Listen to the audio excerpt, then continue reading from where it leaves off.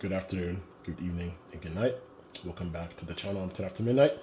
And yeah, I haven't dusted off these these Oakley metas in a while, but here we are. So this is just going to be a quick video on whether or not one should pick up the Steam Deck in 2026. I'm a couple years late. I literally just picked this device up a couple months ago. Not even a couple months ago, 1 month ago. But definitely it is something fierce, something different. And I'm not the biggest PC person in general especially when it comes to gaming. But, you know, this has been mentioned to me upon the past few years. And I've had a Steam account for 11 years, but never did any activity on it.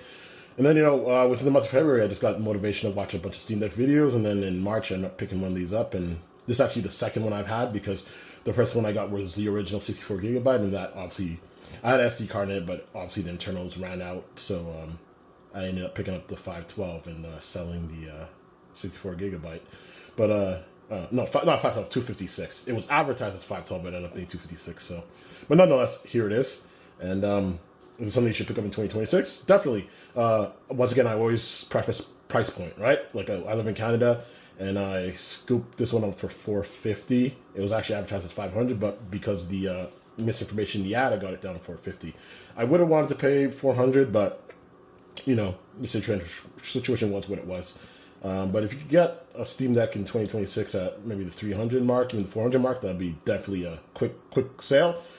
I would say if you could find an OLED for maybe 500 or less, that'd be good. The funny situation about this is I was dealing with two sellers. One was selling an OLED and he wanted 520, but at that point in time, I wasn't looking to pay that much.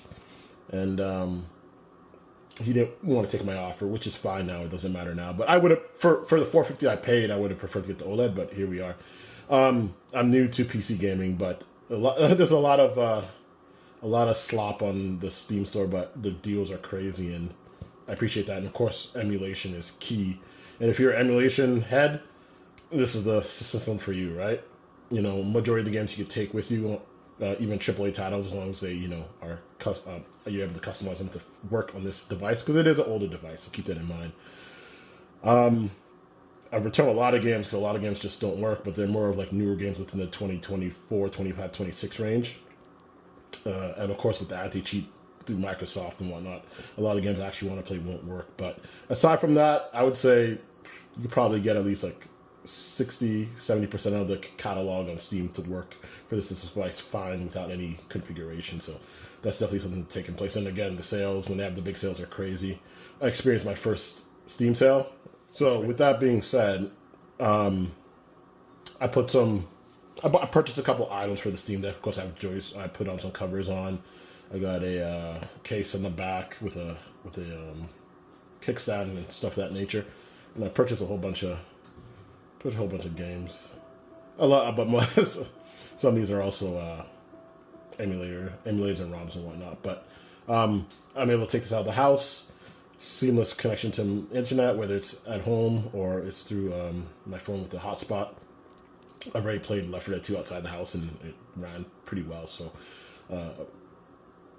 I enjoyed that. There's certain things I come to way later in life, and this is one of those things, but I'm enjoying it right now, and I definitely was missing out. The only issue is, of course, this device is a pretty old device, and the internals are pretty old, so there's that. But, you know, there are people out there who know how to, you know, open up and upgrade their Steam Deck, you know, put in 32 gigs of RAM and maybe a 1 or 2 terabyte, even maybe 4 terabyte SSD. That'd be ideal, and that'd be nice. Even some people even like customize the whole frame and change it to something transparent or a different color, which is very cool to see. So there's a lot of customization with the device also, right? So keep that in mind.